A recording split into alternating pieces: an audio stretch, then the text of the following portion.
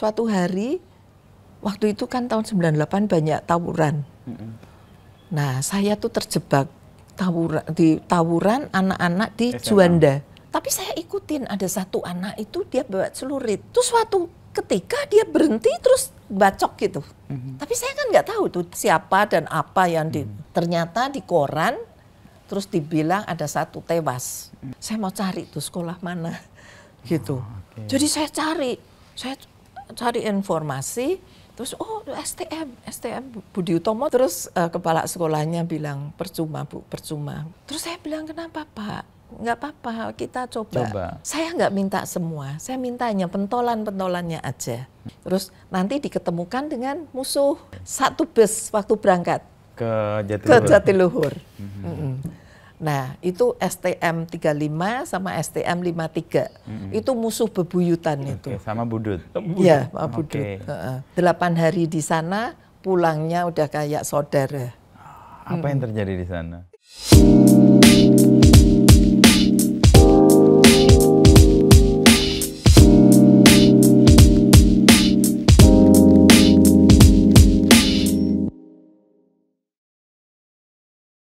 Dan ini tahun yang menarik juga untuk pembentukan karakter ya, karena aktivitas luar, aktivitas segala macam, dan itu kok kebetulan pas banget. Obi itu tahun 90 ya? Lahir Pak Joko dan Ibu Lili.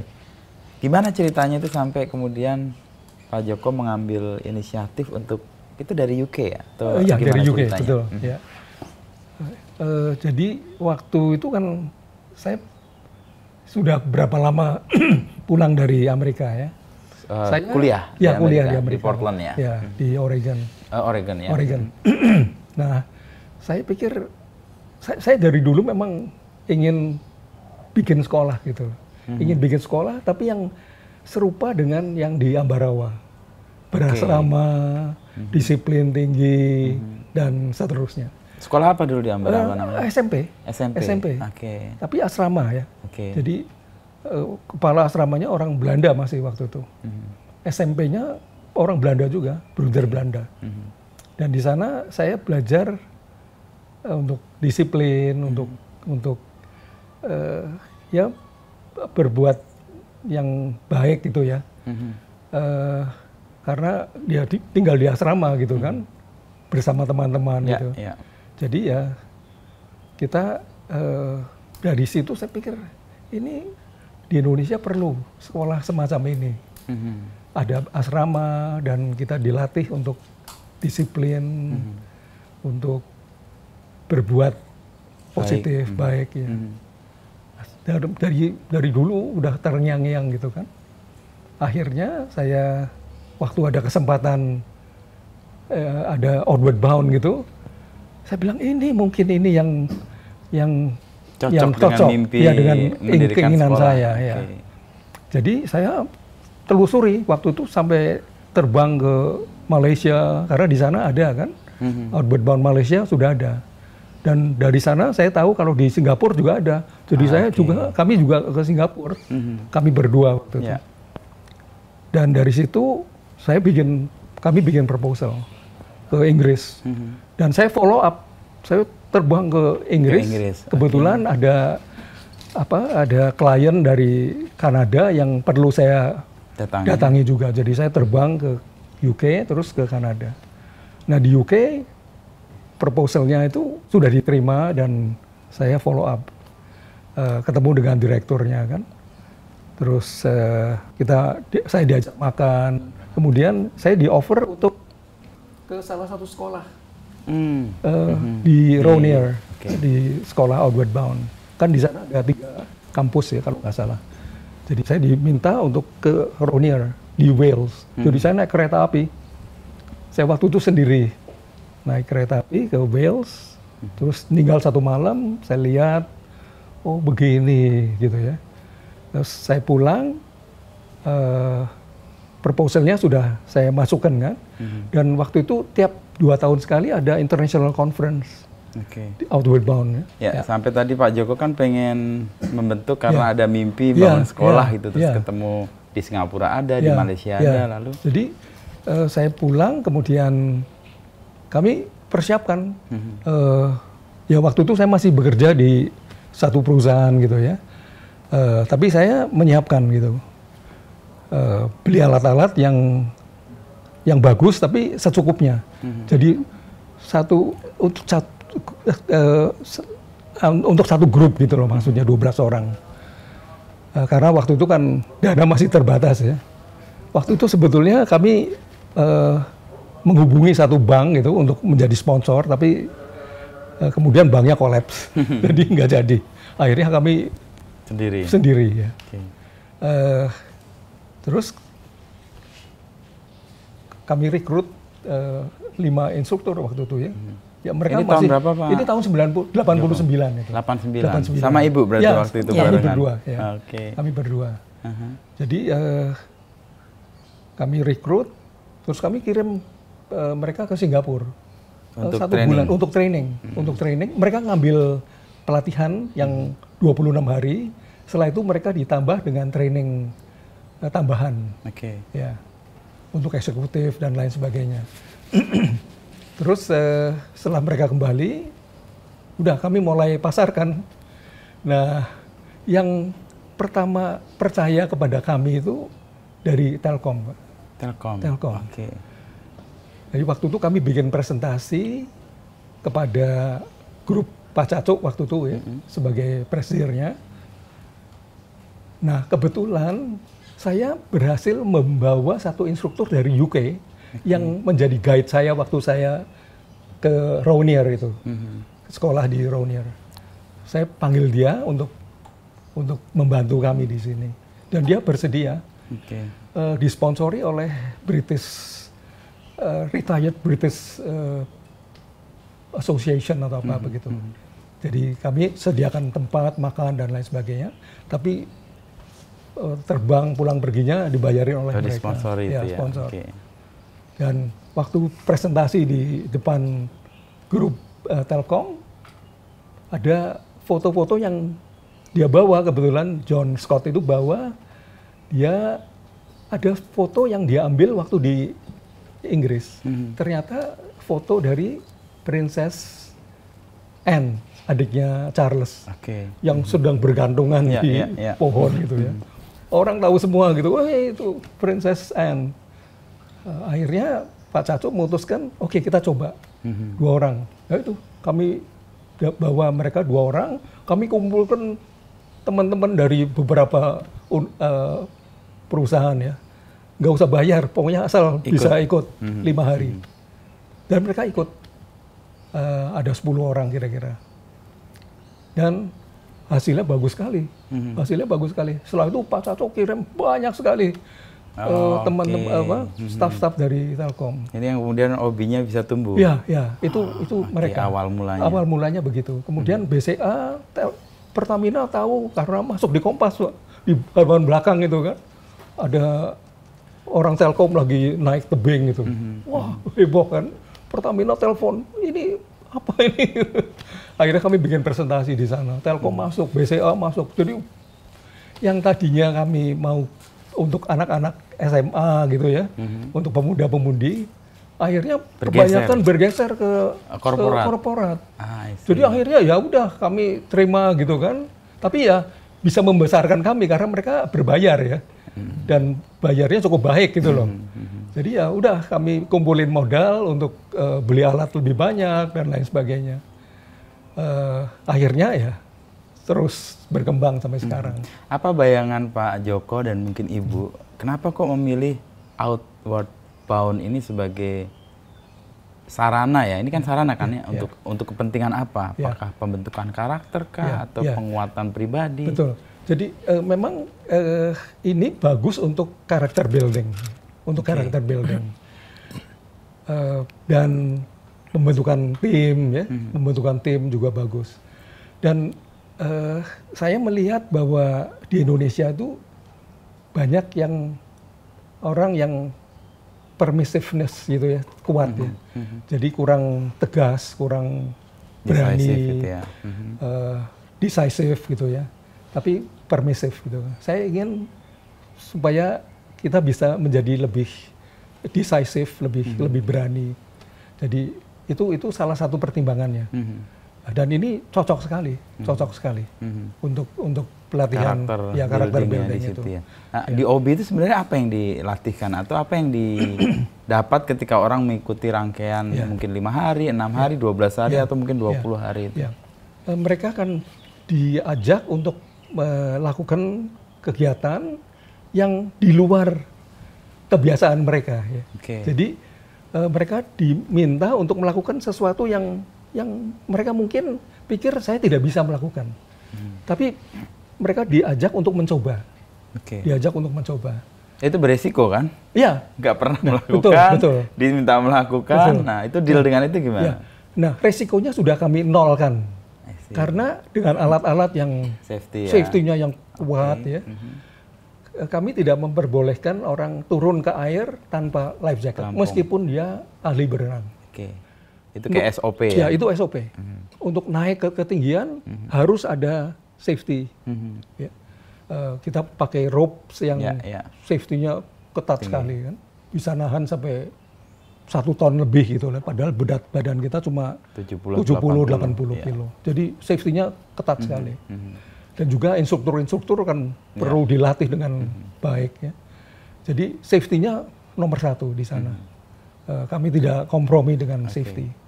Kalau resikonya dinolkan, lalu sebenarnya apa yang mau di mental ya. Jadi mereka hanya kalau ketinggian, mereka kan ketakutan karena ini tinggi, kalau jatuh gimana?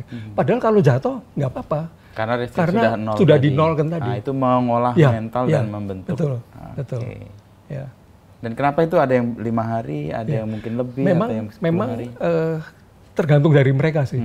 Jadi mereka punyanya waktu atau dana mungkin ya, untuk 3 hari atau 5 hari atau apa ya. Jadi kami sesuaikan.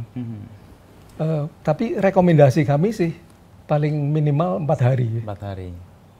Paling minimal ya. 5 hari sudah bagus, 6 hari apalagi ya. Dan dengan minimal misalnya 4 hari itu, apa yang sebenarnya kemudian didapat gitu, atau perubahan apa yang diharapkan muncul setelah orang mengikuti kegiatan itu? Paling tidak mereka berani mencoba untuk sesuatu yang baru. Sesuatu yang baru mereka berani mencoba. Jadi merubah mindset dari yang tidak berani, dari takut menjadi lebih berani, mau mencoba. Itu yang penting. Jadi itu yang pertama ya. Yang kedua, mereka akan dilatih untuk melakukan hal-hal yang di luar kebiasaan. Apa pentingnya itu dalam hidup sebenarnya Pak Joko? Ini kan life skill ya. Ini life skill.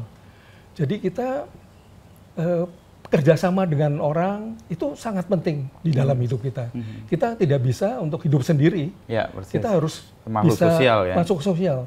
Kita harus bisa kerjasama dengan orang, berkomunikasi dengan baik, tidak meremehkan, tidak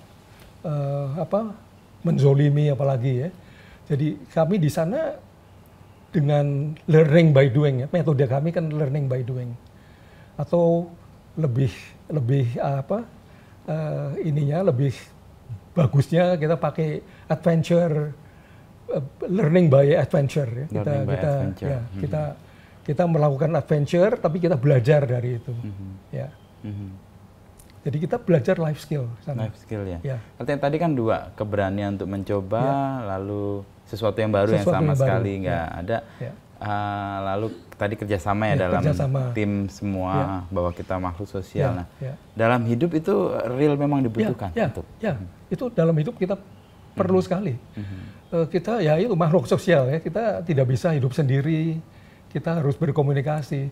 Saya waktu pergi ke Amerika, praktis teman-temannya baru semua. Waktu pulang nggak punya teman saya, kecuali teman SMA. Jadi saya berusaha untuk bangun teman-teman baru.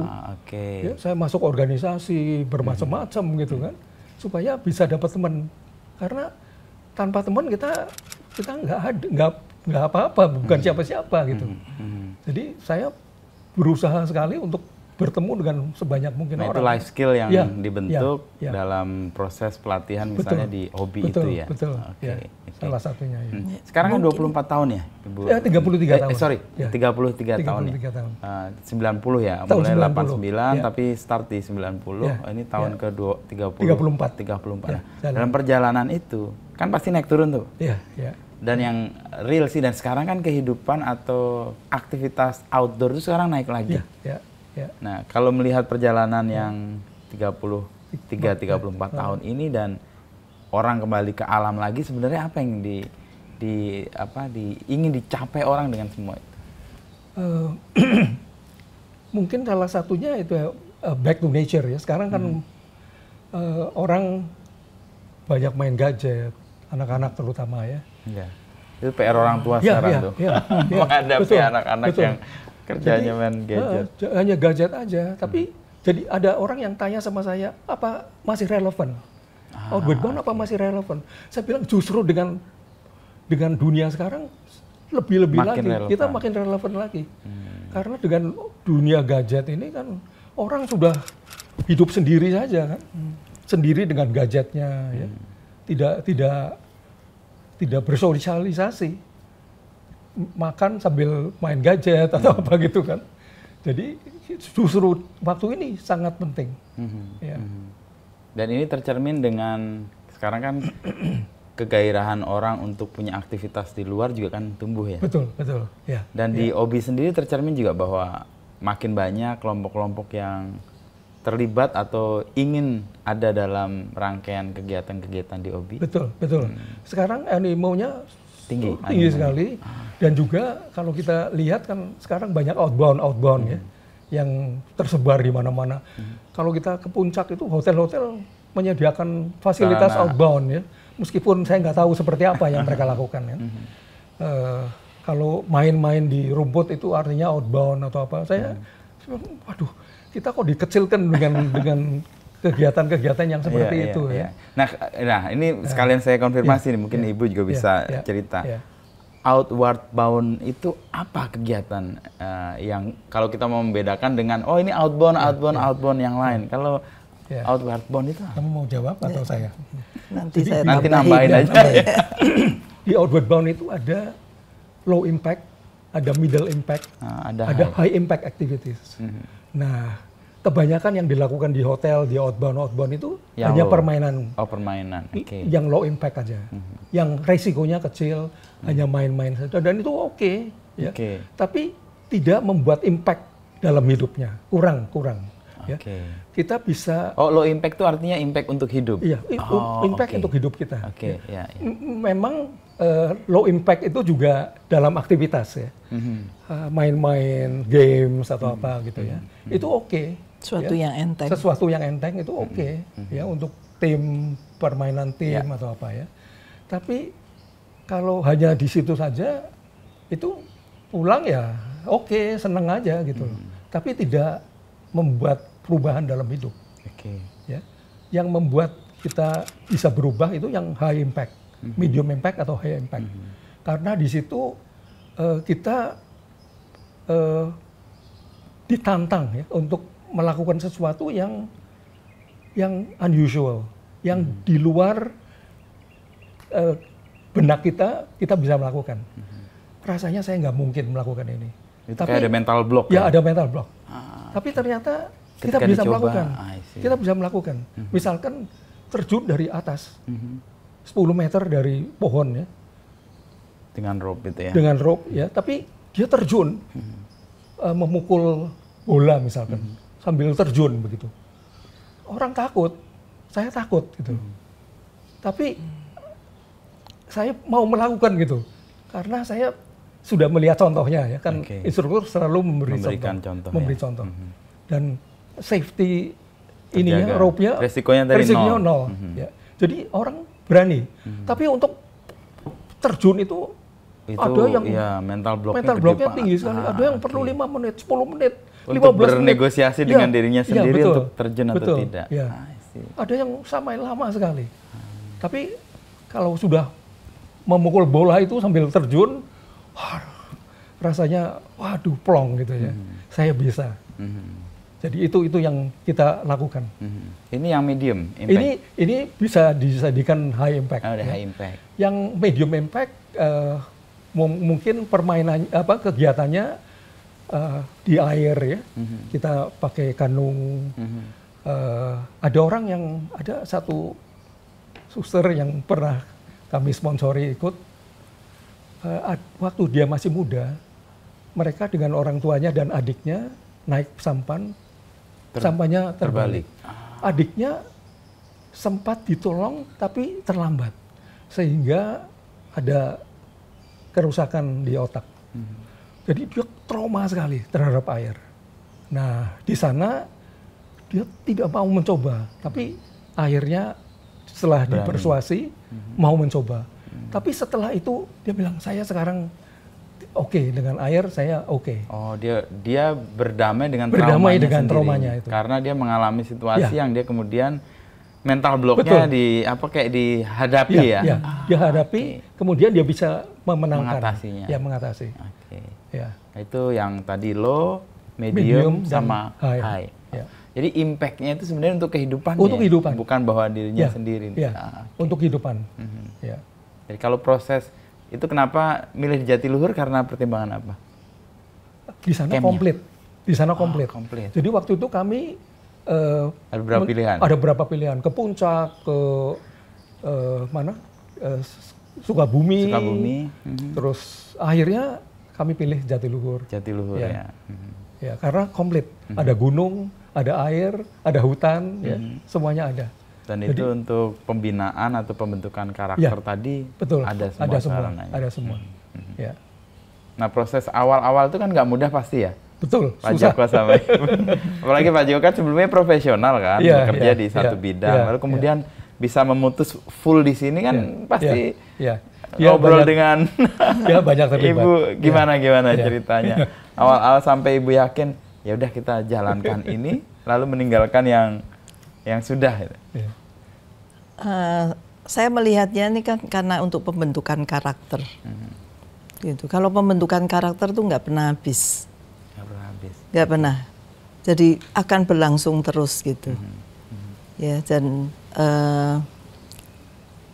awalnya memang kesulitan ya untuk menawarkan pada orang pada sampai menolak, orang malah yang kita di Telkom pertama Pak. Iya. Dan itu malah dibilang gila lagi. Gila. Karena nggak umum, nggak dilakukan. Nggak umum. Termasuk adiknya yang mengatakan kakaknya gila, gitu. Karena memilih jalur ini. Iya. Tapi semakin dengan berjalannya waktu, itu meskipun Telkom masuk, itu masih ada kesulitan pasti. Nah, tapi bertambah yakin waktu dari Telkom itu ada pernyataan bahwa pelatihan Outward Bound itu jadi mereka yang dikirim ke Outward Bound itu dalam masa pelatihan 4 bulan. 4 bulan? 4 bulan. Nah, 4 bulan itu yang dipilih 3. 3 dari UI, terus John Robert Power, dan Outward Bound. Nah, pernyataan dari Telkom, dari ketiga itu, Outward Bound itu bobotnya 80%. Tinggi, lebih tinggi? Tinggi. Karena terus pernyataan juga dari Pertamina.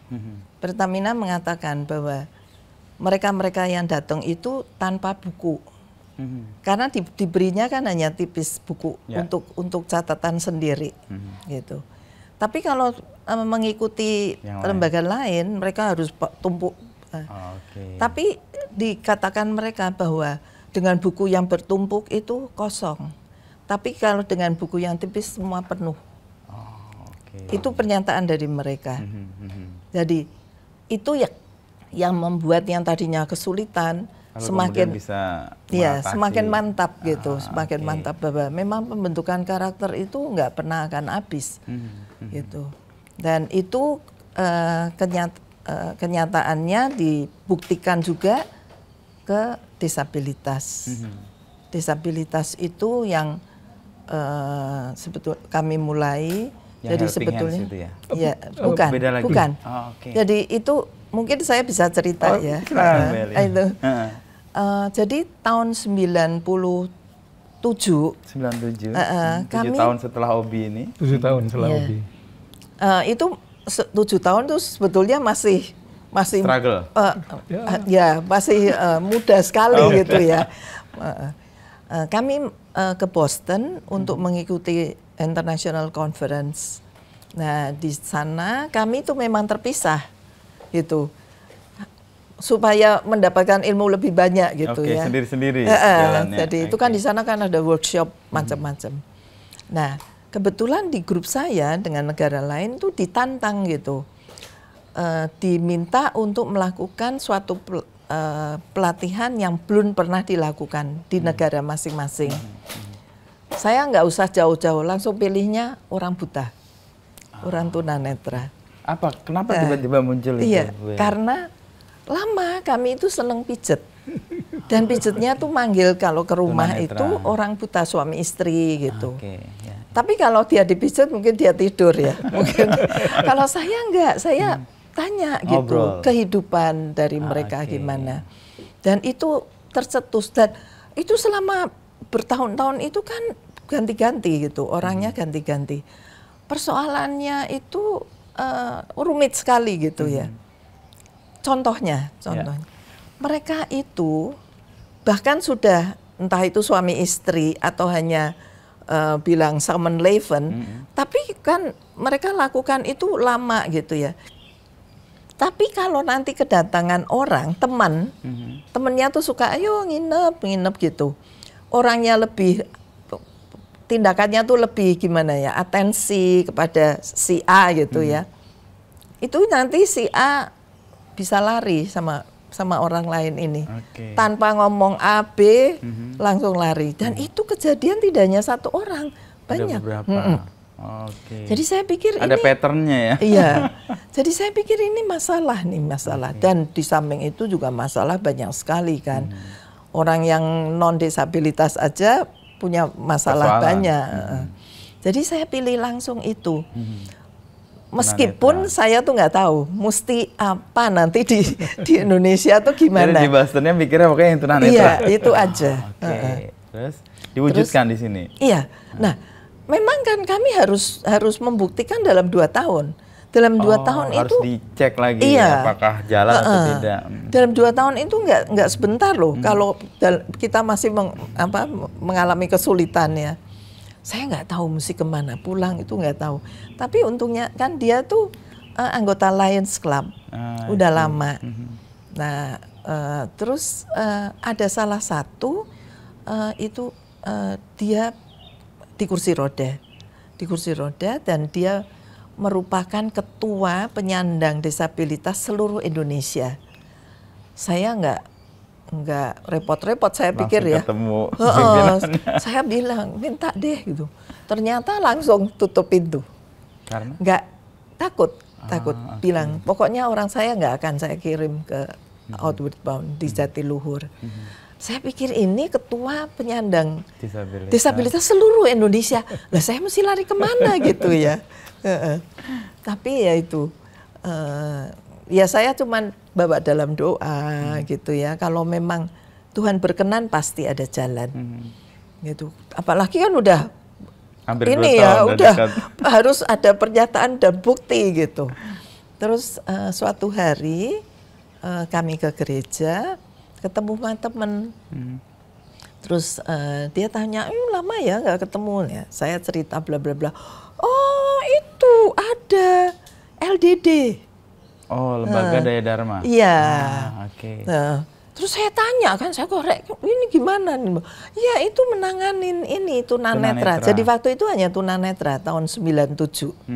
Nah, saya ndak ambil lama-lama deh. Saya cari telepon, terus ketemu dengan Romo siapa ya? Patmo. Dan penerimaannya luar biasa, bagus sekali. Nah, ini kegiatan bagus ini dan gini. Saya kenalkan ya dengan ketua dari yang tunanetra, Ibu Mimi. Iya, Ibu Mimi. Ya, saya pernah dengar. Nah, Ibu Mimi kan orangnya juga orangnya positif sekali. optimis gitu. Terus aduh bagus Bu, mau. Gitu. Meskipun beliau itu nggak ikut karena nggak tahu kenapa dia support tapi dia nggak ikut. Iya, dia bilang bagus tapi dia ngirim gitu. Ngirim ya orang-orangnya. Nah itu yang grup pertama itu luar biasa, bagus sekali. Nah setelah itu dari LDD minta untuk rutin kan berarti hasilnya bagus gitu ya. Itu sebelum 2 tahun, sebelum ya, masa sebelum 2 deadline-nya. Ya. Nah malah sekarang ya dari negara lain itu mencontoh. Mencontoh. Nah setelah berapa tahun kemudian berkembang ke tunarungu, kemudian tunadaksa, itu bahkan tunagrahita ada. Tapi tunagrahita itu sulit ya gitu. Tapi ada gitu. Nah, saya ngambil contoh yang konkret gitu ya. Hasil dari pelatihan itu di mana orang tadinya ngapain gitu. Disabilitas tuh ngapain disuruh ke sana gitu ya. Saya ambil contoh 2 di grup yang pertama dan grup ketiga. Nah, grup pertama itu orang ini itu orang rumah. Jadi waktu itu kan dia umur 17 tahun. Dia masuk SMA bukan khusus tapi umum. Nah, terus nggak tahu kenapa dia ikut gitu ya. Nah, waktu sebelum itu kan dia tuh nggak boleh keluar rumah kalau tidak didampingin oleh keluarga. Nah, setelah itu dia udah kemana-mana sendiri, udah nggak bisa udah nggak bisa dihalangi lagi. Itu high impact tadi ya. Iya. Jadi ada dampak dalam hidupnya, ya life skill yang kemudian dia peroleh selama itu. Iya. Nah itu terus itu kan awal tahun 98. Jadi saya menunggu untuk bisa dikirim tahun 98. Itu padahal kan kita perginya 97. Nah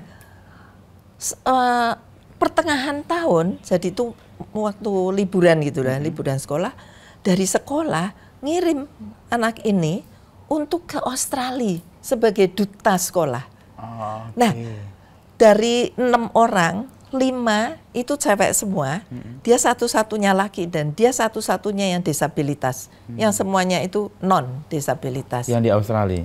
Yang ke Australia sebagai duta, dan mereka di sana tuh entah 2 minggu atau 1 bulan gitu. Nah, dia cerita memang sama saya, Bu, saya nangis gitu. Kenapa nangis? Ya saya takut, bahasanya nggak tahu gitu ya. Terus budayanya beda, pokoknya semua asing. Tapi yang dia katakan gini, tapi tiap kali saya menghadapi kesulitan, saya ingat di outbound saya berhasil. Saya bisa. Nah itu yang membuat pegangan dia gitu. Sampai dia pulang udah kepercayaan dirinya udah naik tambah tinggi. Terus dia ke Harbin di Tiongkok itu dingin. Terus dia membentuk grup tanpa keluarga ada. Jadi ada grup yang tunanetra juga, ada yang non disabilitas. Jadi mereka pergi sama-sama. Nah dari situ udah kemana-mana, udah ke Perancis, terus ke Pulau Komodo. Nah salah satunya waktu saya telepon kebetulan di OB itu mau ada acara, saya selalu kalau ada acara ya saya selalu ingat alumni dari disabilitas untuk diikutkan. Terus dia bilang, Bu, saya lagi di Belitung katanya. Ngapain kamu di Belitung? Snorkeling. Iya, snorkeling. Dia kan nggak lihat gitu ya. Terus pengalaman apa yang didapat ya? Dia bilang, aduh saya udah melihat dunia. Itu loh, yang diucapkan dia tuh begitu. Jadi orangnya tuh optimis sekali.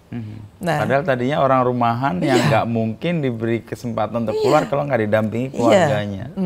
Setelah OB dia udah kemana-mana. Nah, terus yang terakhir, enggak, ini yang masih dia. Waktu dia telepon saya, Bu, saya mau ngundang. Oh, kamu mau menikah nih ya? Karena saya tahu dia punya pacar. Iya. Udah mimpi saya gitu, mimpi saya. Terus waktu honeymoon ke Bali, mereka berdua, nggak ada siapa-siapa. Jadi berdua udah janjian sama mungkin guide-nya, kemana jadi nanti dijemput. Tapi itu kan kan sesuatu yang luar biasa. Istrinya buta. Tunanetra juga. Okay. Terus dia bilang ini mimpi saya, Bu. Gitu. Terus iya, jadi itu luar biasa. Sampai terakhir memang dia kena ginjal ya. Kena ginjal.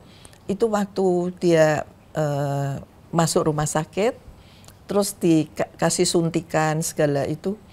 Dia hanya pesan sama dokternya, Dok, pokoknya nanti saya bisa ya jalan-jalan lagi keluar. Saya masih banyak yang saya demikian masih tinggi. Banyak yang harus saya yang dikunjungin itu. Nah, terus satu lagi yang ikut grup ketiga. Waktu itu juga masih muda kan, mereka tuh masih muda-muda. Terus kan akhir dari pelatihan, selalu mereka harus membuat komitmen. Apa yang akan dikerjakan akan datang. Ya. Orang ini kepengen sekali buat sekolah untuk tunanetra juga. Gitu. Dan ternyata sekarang tidak hanya sekolah, tapi asrama juga. Jadi waktu melampaui mimpinya Pak Joko dong. Pak Joko kan bikin sekolah juga asrama. Iya. Itu. Jadi sekarang sekolahnya itu luar biasa. Pialanya udah berjajar. Di mana itu?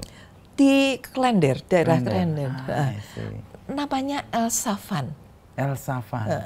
Sekolahnya. Itu kalau mau lihat itu ya, sekolah dan asrama. Dan ini itu untuk disabilitas semua atau enggak? Iya. Memang untuk tunanetra, tapi ada yang ganda. Gitu. Jadi memang mengkhususkan dia.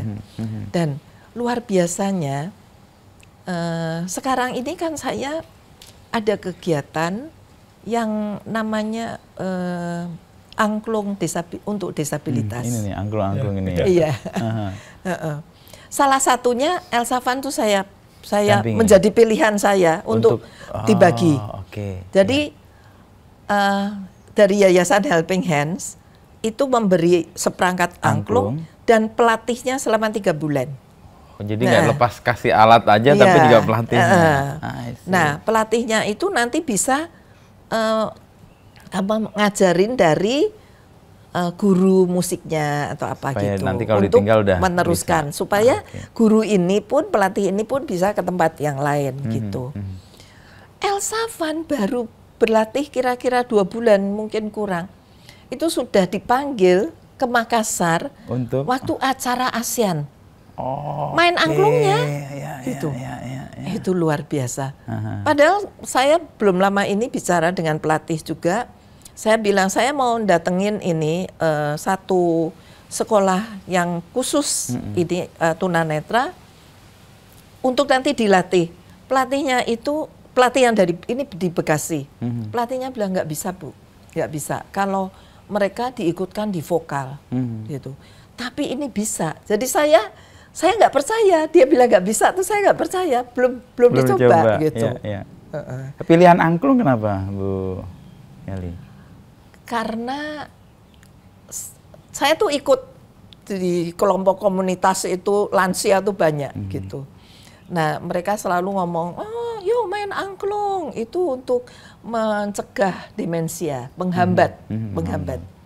Saya pikir kenapa lansia, kenapa nggak disabilitas gitu. Itu langsung yang saya pegang. Nah, jadi saya waktu itu langsung beli perangkat itu, tapi nggak tahu mau kemana.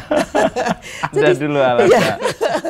Terus saya pikir aduh nih mesti kemana. Kebetulan ya itu ketemu teman, terus teman bilang ada tuh pelatih di Bekasi. Ini pernah melatih bukan tunanetra tapi jadi tunarungu dan tunagrahita. Langsung kami ketemu. Saya bilang ini gimana langsung jalan. Jalan. Tapi yang Elsafan itu pelatihnya beda. Pelatihnya tunanetra juga. Gitu. Jadi itu kayak success story lah ya. Elsafan itu. Iya. Dan itu tahun 98 waktu saya kami nunggu nih ya, disabilitas untuk dikirim. Suatu hari waktu itu kan tahun 98 banyak tawuran. Nah, saya tuh terjebak di tawuran anak-anak di Juanda. di Juanda. Saya pergi, saya takut juga ya. Batu, wah kemana-mana gitu. Itu ya. SMA, tawuran sekolah? STM. Oh STM. Terus, tapi saya ikutin, ada satu anak itu dia bawa celurit. Tapi saya di seberang, jadi kalau Juanda kan ke sana sama ke sini ya. Dua arah bolak-balik. Terus ada kali di tengahnya. Kali tengah. Nah, jadi saya lihat itu, saya di sini, lihat anak bawa celurit itu lari-lari. Terus suatu ketika dia berhenti terus bacok gitu. Tapi saya kan nggak tahu itu siapa dan apa yang ternyata di koran terus dibilang ada satu tewas. Nah, rupanya itu. Aduh. Dibacokin tuh pakai celurit. Terus saya bilang sama dia, saya mau cari tuh sekolah mana gitu. Jadi saya cari informasi. Terus STM Budi Utomo tuh kan di sekitar situ. Iya, di sekitar itu kan. Iya, di sekitar pusat kota lah itu. Iya, Jadi saya datengin ke sana. Ibu diantar bapak sama bapak sendiri. Berani banget. Iya. Ke STM Budut itu. Iya. Terus kepala sekolahnya bilang percuma Bu, percuma. Udah Ibu udah usah. Ini ya enggak udah pesimis itu. Iya. Terus saya bilang kenapa Pak? Nggak apa-apa, kita coba. Oh lama waktu ngomong. Untuk meyakinkan itu. Meyakinkan. Terus saya bilang, saya nggak minta semua, saya minta hanya pentolan-pentolannya aja. Terus dibilang 8. Terus nanti diketemukan dengan musuh gitu. Nah 3 sekolah, jadi 8, 24, 2 grup. 3 sekolah ya. Satu bus waktu berangkat ke Jatiluhur. Nah, itu STM 35 sama STM 53. Itu musuh bebuyutan itu. Sama Budut. Iya, sama Budut.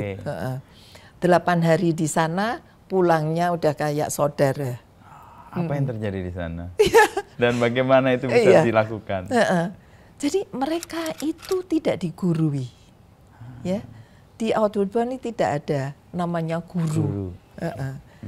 Mereka kan hanya fasilitator, memberi fasilitas ini kepada mereka, lakukan, dan sesudah itu mereka harus diskusi apa kekurangan dari mereka, apa kelebihan dari mereka, dari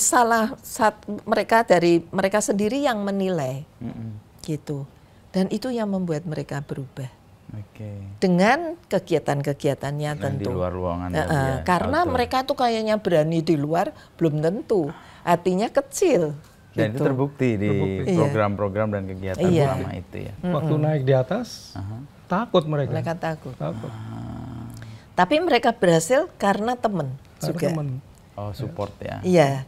Nah, saya ambil contoh juga yang membuktikan bahwa teman itu sebetulnya penting sekali. Itu ada satu anak yang dari sana LDD juga, perempuan. Itu tunanetra juga. Kenapa? Tunanetra juga. Buta. Nah, waktu berangkat itu saya udah dikasih tahu bahwa ini dia tidak bisu tuli, tapi tidak pernah mau ngomong. Gitu. Jadi dia temannya sendiri, selalu udah buta, terus dia diem gitu.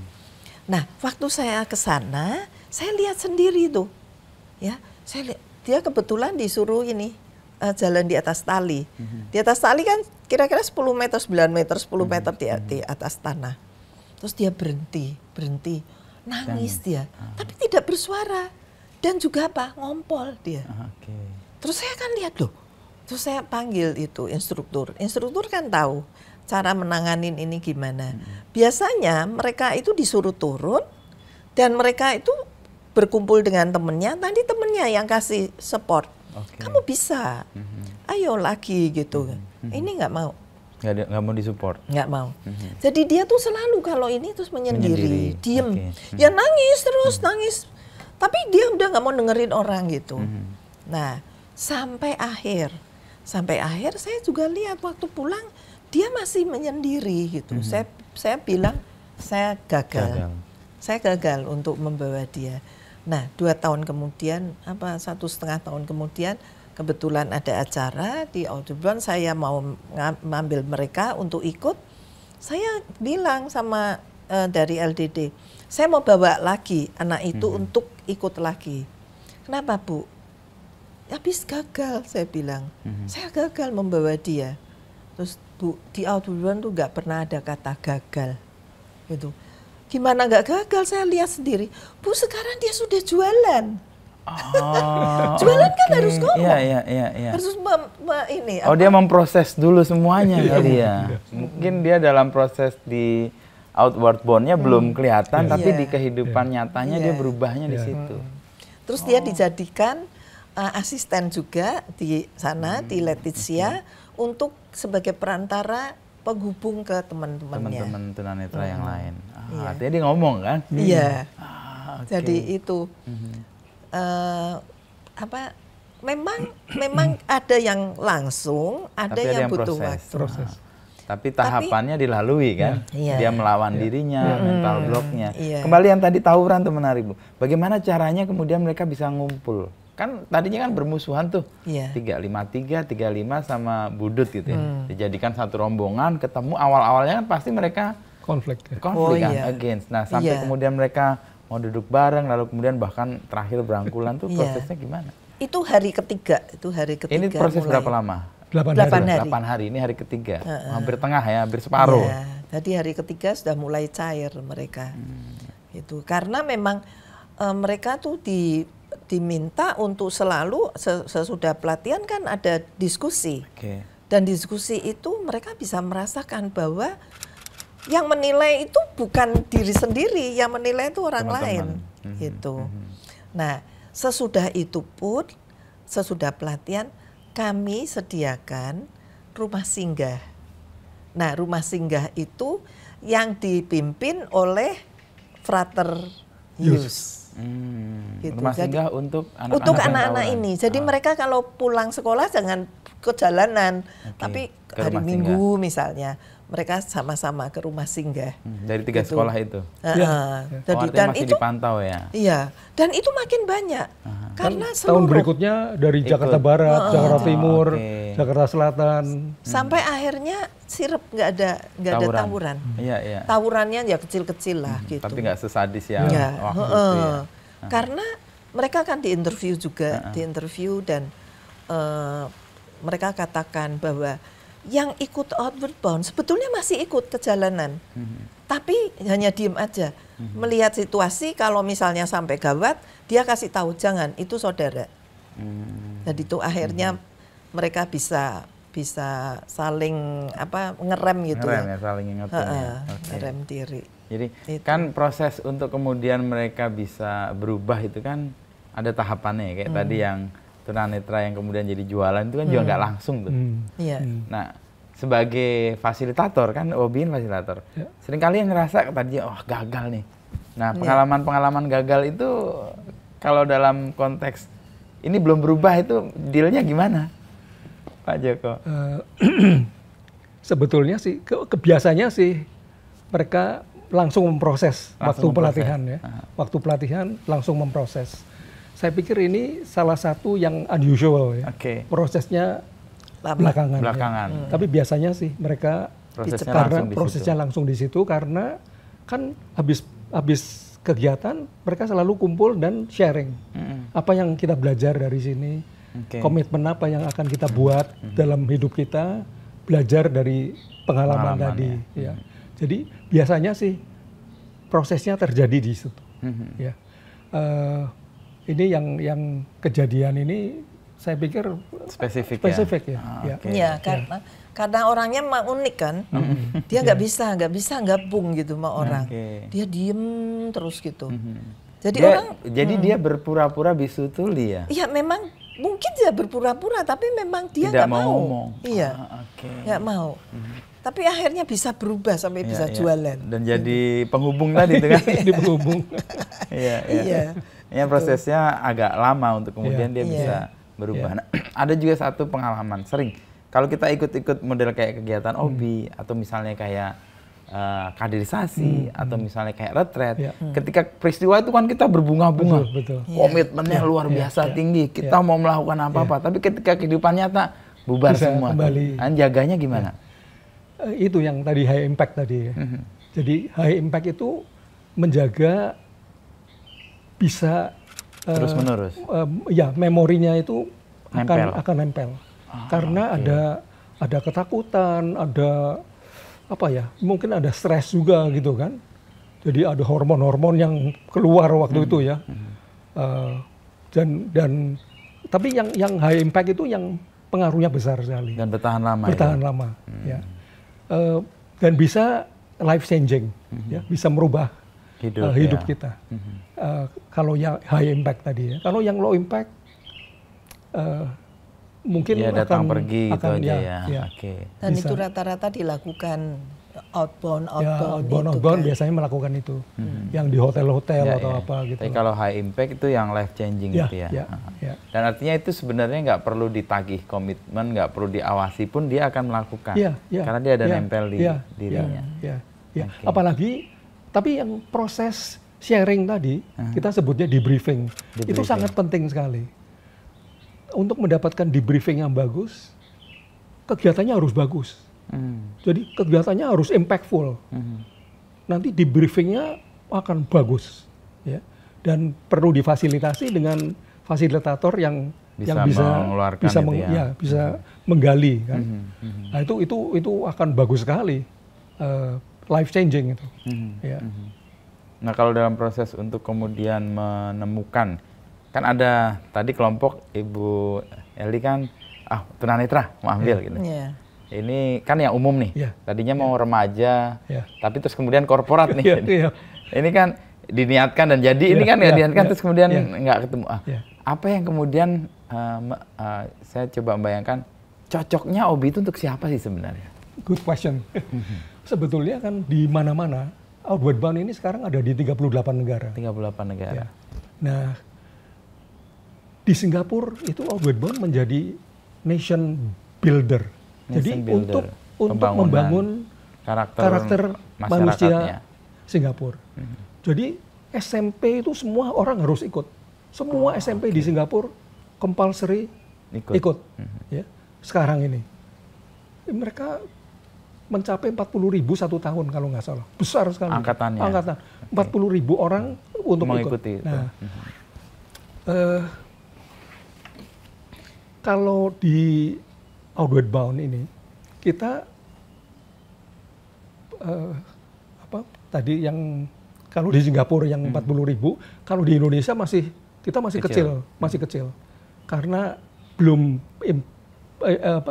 orang masih belum merasakan ini ya secara rata-rata kan, secara ini.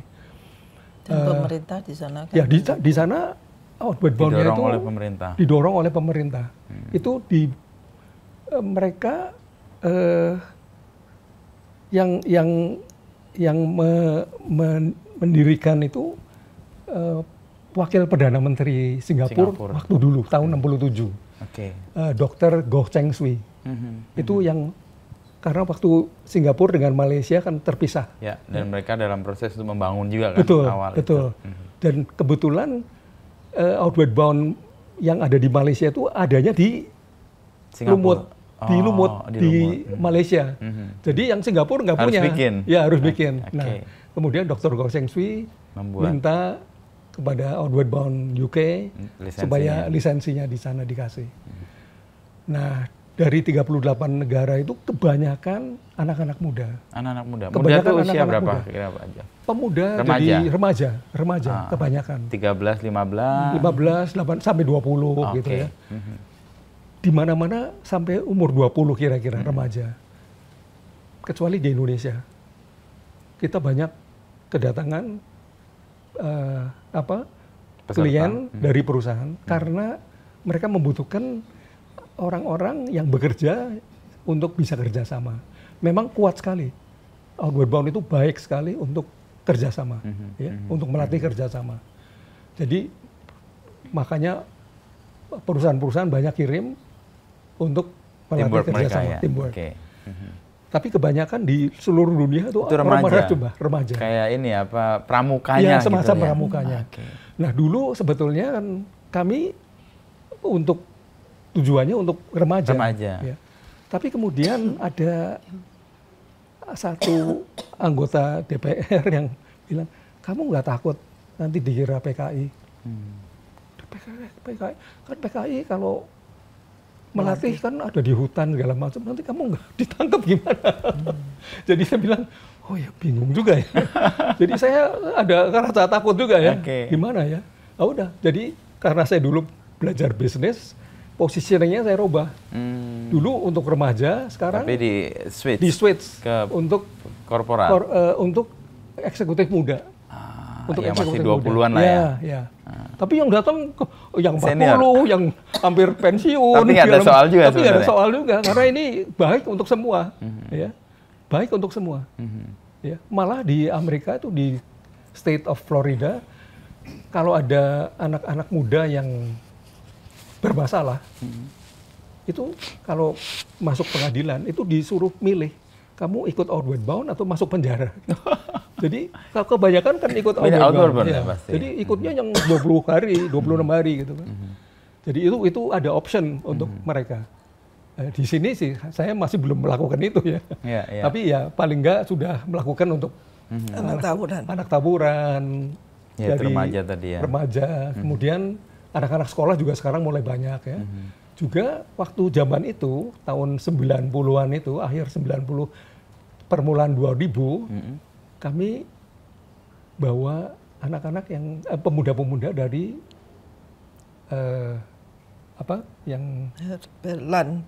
Berlan, Matraman itu. Iya.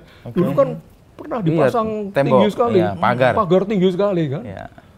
Nah, saya datengin sendiri. Waktu itu saya datengin sendiri, tapi saya bawa staf saya kan. Saya ngeri-ngeri juga ya. Saya datengin ke sana, tadinya mereka wah percaya ini apa segala macam. Dikira ada apa-apa gitu ya. Saya bilang enggak, ini hanya untuk pelatihan aja. Ternyata mereka suka sekali. Dan dari kedua pihak? Enggak, satu pihak aja, yang Berlan. Yang seberangnya kami enggak. Tapi setelah itunya pagarnya diturunkan. Saya heran juga. Oh diturunkan. Jadi rupanya mereka sudah lebih berubah ya. Dari Berlan. Nah tadi kembali ke yang sekolah tadi Bu, kan ada guru yang tadinya udahlah nggak mungkin lah itu. Setelah anak-anak datang apa respon? Oh ya mereka ya kaget, kok ya bisa? Bersyukur. Karena dari 8 itu kan mereka menularkan ke yang lain. Menularkan ke yang lain. Gitu. Nggak mudah sih. Sesuatu yang sudah mengakar gitu ya. Itu nggak mudah. Tapi dengan usaha pasti bisa. Dan itu awal-awal beresiko sekali Bu Eli datang. Ini memang ngapain segala macam. Udah, pokoknya sampai udah Bu, udah sampai segitu gayanya. Nah, udah Bu. Sampai mana titik kemudian mereka menyerahkan diri 8 ini? Apa yang Ibu yakinkan ke mereka? Iya, saya bilang coba dulu deh Pak, coba dulu saya bilang. Ya saya terus kasih contoh kan, kasih contoh kalau di luar negeri. Karena waktu itu kan sebetulnya kan kita juga itu tahun 98 ya, itu kan belum lama, tapi kan sudah ada contohnya, tapi bukan anak-anak kan gitu. Tapi kan bisa aja, saya bilang ini contohnya tuh udah banyak gitu. Ya udah gitu kayaknya, ya udahlah gitu, kayak terpaksa gitu. For free waktu itu. Iya, kami beri cuma-cuma. Juga yang frater, booster, pastor itu ya selama 10 tahun kami beri secara cuma-cuma ya. Dalam proses manusia hidup tadi kan remaja itu kayaknya cocok nih untuk kegiatan-kegiatan kayak gini. Tapi kan di kita kelewat nih. Akhirnya kan ya ketika dia jadi eksekutif muda, mereka butuh bekerja sama, ini baru terpapar lah dan dirasakan butuhnya. Nah sebenarnya kalau dalam konteks yang ideal, orang punya kemampuan atau punya karakter atau punya pelatihan ini saatnya kapan sebenarnya? Supaya dia terbentuk dan jadi high impact buat orang itu. Saya pikir kalau yang muda semudah mungkin ya, maksudnya muda. Yang muda SMP SMA gitu ya. Itu perlu ya. Tapi waktunya harus panjang, lebih nggak bisa sebaiknya panjang karena itu kan makin menempa mereka karakternya itu. Dan intensitasnya menjadi sangat tinggi ya, karena hidup bersama dalam satu tempat. Dalam satu tempat, makan bersama, semua sama-sama semua. Tapi kalau disabilitas itu hanya 3-4 hari loh. Dan mereka berubah. Sudah berapa banyak sekarang Bu Eli? Yang 400 orang kira-kira. Masih sedikit sih, tapi ya lumayan. Kalau alumni OBI sendiri ada pendataan berapa banyak? Mungkin sudah 100.000. 100.000 ya. Dan ada komunitasnya atau ada? Dulu kita pernah pernah punya waktu mula gitu ya. Kita kumpul gitu kan. Tapi semakin banyak semakin susah. Nggak tertangani. Iya, nggak tertangani. Tapi ya, akhirnya dari mereka sendiri kemudian tersampaikan lah ke pihak-pihak lain ya. Iya. Dan banyak yang alumni yang kemudian memberi ini ya kepada testimoni. Ya, testimoni dan ya. Nah, sekarang yang handle siapa? Sekarang anak kami. Yang nomor 2 ya, yang pria. Yang operation dia yang ngerjakan. Pak Joko sama Ibu tinggal nengok aja. Saya nengok, ketemu klien kadang-kadang ya. Ketemu komunitas. Dan saya masih melakukan yang di yayasan. Di yayasan itu sebetulnya kan masih ada hubungan dengan ini yang diharapkan. Jadi begini, tadi kan dikatakan bahwa banyak sekali yang kami kasih beasiswa itu. Terus saya pikir dengan kita berdua itu rasanya kok nggak mungkin gitu ya, mencakup banyak gitu. Karena waktu itu ada permintaan dari Bandung segala gitu, dari tunanetra, panti ya, jadi yang bukan sekolah, bukan SLB. Tapi herannya itu, jadi ada satu orang yang justru ketuanya gitu, itu sudah pernah ikut Outward Bound. Terus dia bilang, itu bagus sekali. Jadi dia pengen menularkan ke teman-teman. Nah itu ada jumlahnya 50. Terus saya, waktu itu kita ketemu ada 2-3 kali, terus saya bilang, gini, saya bisa ngurusin kamu nanti kalian itu datang ke Jatiluhur itu pokoknya kita tanggung semua. Berangkatnya aja sama pulang ngurusin, nggak mau, nggak mau, nggak bisa Bu, nggak bisa. Pokoknya semua diurusin. Wah saya pikir kalau semua ngurusin ya gimana nih ya. Terus belum ada yang dari Banyumas juga. Itu tunadaksa, komunitas tunadaksa. Terus saya bilang, nih kalau gini ya rasanya perlu bantuan dari masyarakat, pihak lain. Terus saya bilang saya pengen deh bentuk ini yayasan. Jadi nah itu tahun 2015 terbentuk yayasan. Jadi sebetulnya 2014. Tapi untuk pengurusannya tuh saya ngurus sendiri kemana gitu. Saya pengen tahu 2015 itu baru terbentuk. Terus 2017 masih bawa ke Jatiluhur untuk pelatihan. 2019 merencanakan tuh 2020 juga mau kirim. Ternyata ada COVID gitu. Nah dari COVID terus kan dari kami nggak boleh tutup, harus tutup kan. Nah sampai sekarang itu belum ada pelatihan yang ke Jatiluhur. Tapi pelatihan di dalam kelas ya memang ada. Dari Yayasan Helping Hands. Nah itu yang namanya Leadership Inclusive Training. Jadi disabilitas dibarengin dengan non-disabilitas dan banyak staf-staf juga dari perusahaan supaya dihimbau supaya ikut. Jadi mereka harus kerjasama supaya dari dua belah pihak itu bisa saling belajar.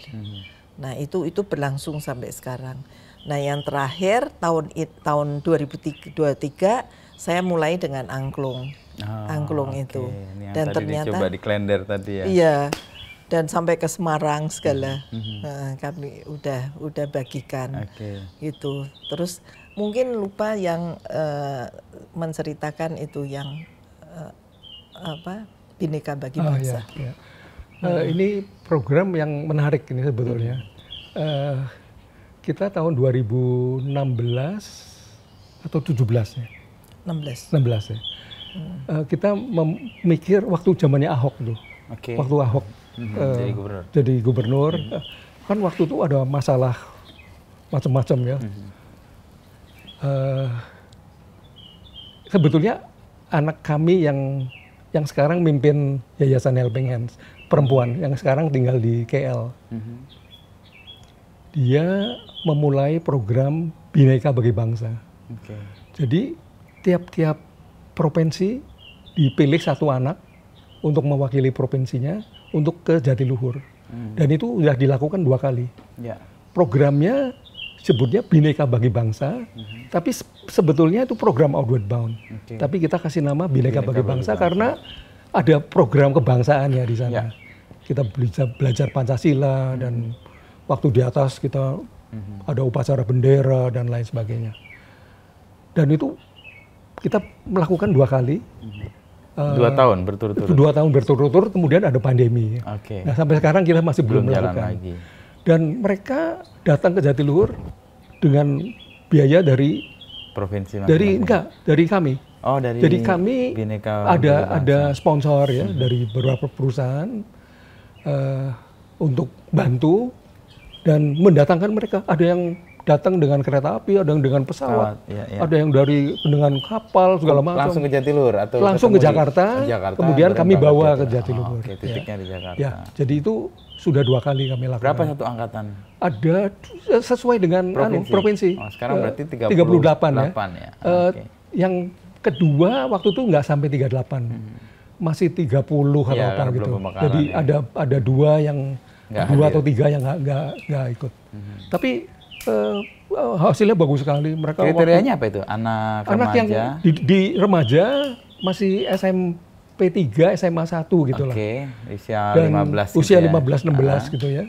Dan di interview melalui Zoom gitu kan. Itu kemudian terpilih. Ya, kemudian terpilih. Terus jalan. Dan mereka dikasih ini kan untuk biaya pesawatnya segala. Mereka datang, kumpul, dan menarik sekali karena ya pertama kali bertemu dari banyak provinsi gitu kan.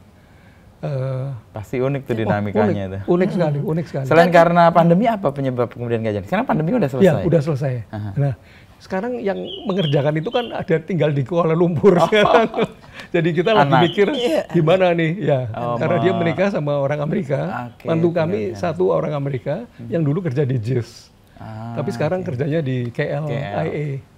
Kuala Lumpur International. Kalau ada yang ngelola yayasan lagi sebenarnya bisa jalan lagi nih. Iya, sebetulnya dia masih ketua yayasan. Ini anak perempuan ya, dan dia memang sangat kreatif.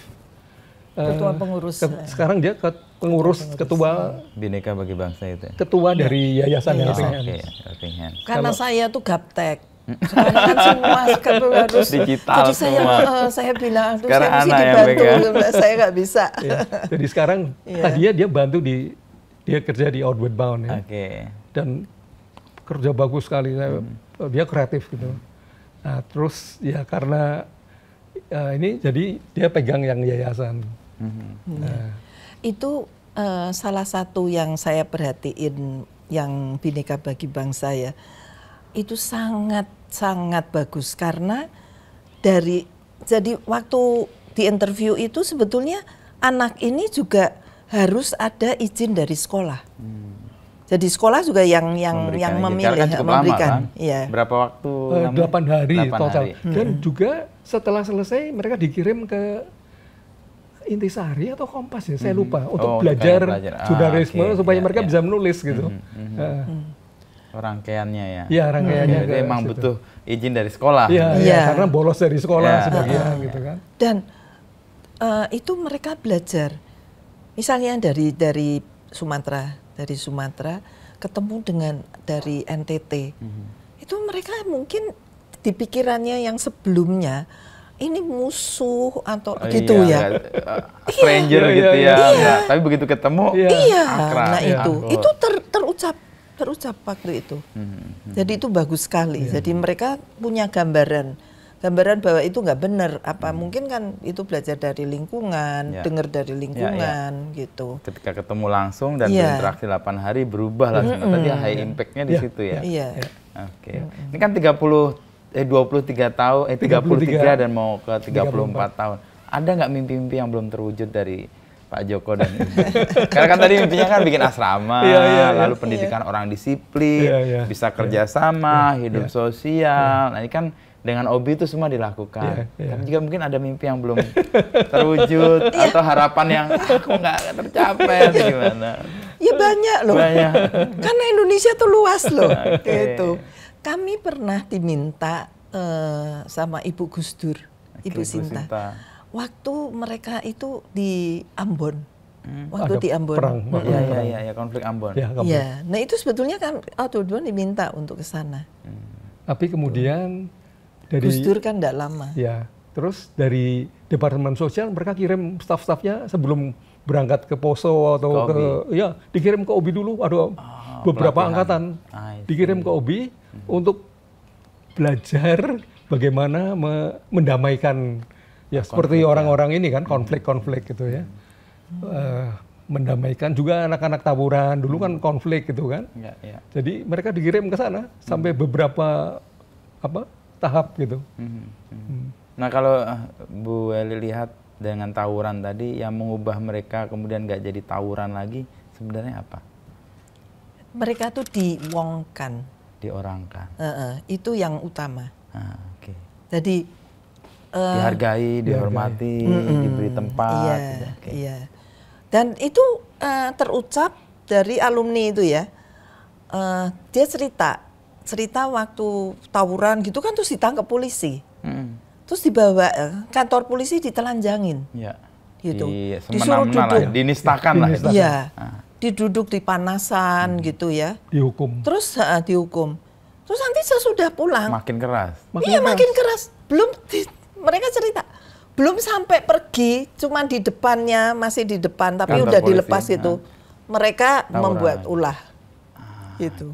Nah, terus mereka bilang kalau di OBI itu nggak begitu. Itu yang membuat mereka berubah. Diorangkan, dihargai, diterima sebagai pribadi. Iya, gitu.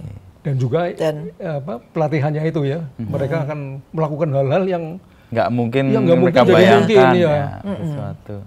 Tadinya akan mereka semena-mena lempar batu segala macam seenaknya gitu kan. Tapi waktu di atas mereka ketakutan gitu kan. Itu waktu mereka ikut pelatihan terus 2 tahun kemudian kan itu kan dua STM ya. Kebetulan ulang tahun yang ke-10 OBI waktu itu. Nah, saya mau mengikutkan alumni. Yang pernah Jadi, ikut. Waktu itu saya datang ke rumah singgah. Ke rumah singgah, kebetulan yang ini pembinanya tuh ada. Tapi kosong, tempatnya kosong. Terus ya ngobrol kan gimana outbound terus ini. Ada satu anak masuk, saya nggak tahu tuh siapa, duduk di belakang saya. Terus waktu pulang, terus ibu dari mana? Tanya gitu. Saya dari outbound. Rasanya seneng. Saya sudah ikut Bu, katanya gitu. Oh ya? Terus dibilang kalau grup pertama. Terus saya tanya, kamu ngapain sekarang? Kuliah. Wah, aduh, seneng rasanya dengar. Kuliah. Terus dia bilang, ya loh Bu, di grup saya tuh hampir semua kuliah. Yang nggak kuliah tuh karena kerja. Nah, itu kan positif sekali gitu loh. Jadi nggak di jalan lagi mereka. Gitu. Ada suatu manfaat lah gitu. Ada satu anak ex tawuran juga yang kerja di Korea. Waktu pulang, dia nggak langsung pulang ke kampungnya. Dia ke Jatiluhur untuk terima kasih kepada instrukturnya. Itu life changingnya dia ya. Ini luar biasa kan. Jadi dia datang ke Jatiluhur dulu untuk terima kasih kepada instruktur kami. Karena merubah sehingga dia bisa kerja di Korea. Artinya ketakutan-ketakutan yang awalnya dianggap mengerikan sama dia dihadapi dan ternyata bisa. Saya punya pengalaman sih dulu. Pernah model kayak Outward Bound gini. Disuruh malam-malam pindah kemah ke puncak gunung. Dan kita nggak tahu apa-apa di sana. Takut luar biasa, tiba-tiba ada babi hutan lewat. Wah. Tapi setelah hari berganti dan pagi, ketakutan itu hilang. Hilang dalam arti yang tadinya sangat saya takutkan, sekarang menjadi sesuatu yang netral lagi. Ini mungkin life changing yang high impact tadi ya. Sama pengalaman kalau kegiatan itu ya yang ini. Bareng-bareng kita berdiri di ujung suruh jatuh. Sampai 3-5 menit nggak mau. Trust fall itu namanya. Tapi itu kan kayak konflik ya di dalam diri. Saya percaya nggak sama teman saya berani nggak, dilepaskan, saya rela nggak menjatuhkan diri, apakah nanti teman-teman saya akan melindungi saya, itu panjang tuh. Tapi ketika itu berani, itu emang jadi kayak momen ada high impact atau mungkin medium atau apa itu medium impact. Itu kan berdampak yang agak panjang. Nah hal kayak gini mungkin yang terjadi di hobi. Betul. Nah ruang untuk memberi, misalnya gini, ada orang punya kebutuhan, misalnya personal nih. Saya mau ikut di hobi, itu bisa begitu, secara personal. Misalnya, saya punya anak nih kayaknya butuh outdoor activity atau outbound ini, itu gimana? Harus membentuk memang ini ya, kami kalau di luar negeri itu mereka punya public course, jadi orang bisa daftar gitu. Nah kami melakukan itu waktu mula-mula dulu ya, tapi nggak pernah berhasil, tidak pernah berhasil. Akhirnya per kelompok. Akhirnya jadi kami terimanya kelompok-kelompok dari sekolah, dari perusahaan, dari mana, yang datangnya 10 orang, 100 orang, 150 orang gitu loh. Jadi yang publik itu kurang. Padahal itu lebih challenging loh. Iya, menurut saya. Karena dari mana kan dibanding kayak tadi yang dari provinsi-provinsi itu kan. Misalnya ini bayangan saya nih. Ada personal misalnya dibatasi usia, kategori usia 15 sampai 17 misalnya. Beberapa orang dari mana-mana itu kan malah lebih menarik peluangnya, tapi itu mungkin belum kita masih belum berhasil. Belum berhasil. Untuk bikin public ya. Ya umum sekarang masih kelompok-kelompok. Dan saya sangat menyayangkan sih. Kita mencoba berkali-kali, tapi tidak pernah kumpul sampai 12 orang gitu ya. Kan kita perlu 12 orang untuk bisa satu batch ya. Dan kadang itu pada saatnya mereka mundur, ada alasan apa gitu ada kan. Meeting, ada apa, kan susah. Jadi sulit. Tadi kalau bicara mengenai impact yang didapat gitu ya. Kalau satu grup misalnya dari perusahaan yang sama, memang kan bayangannya lebih baik kan yang dari masing-masing gitu. Saya nggak kenal dia sama sekali, tapi sebetulnya nggak juga. Kita bisa mengenal orang itu luarnya, dalamnya kan nggak tahu. Belum tentu. Meskipun satu perusahaan, satu sekolah, belum tentu ya. Dan dengan kegiatan di luar itu tuh benar-benar sifat asli bisa keluar. Kalau dia dalam keadaan tekanan, apa responnya, apa reaksinya. Gitu.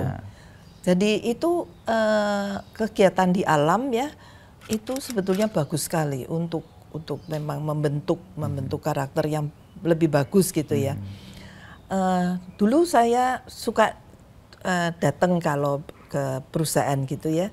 Terus kalau sesudah pelatihan saya juga datang, apa yang dirasakan, apa manfaat apa. Itu ada satu, dia punya jabatan tinggi, dulunya itu suka pending kalau tanda tangan, gitu. Nanti aja.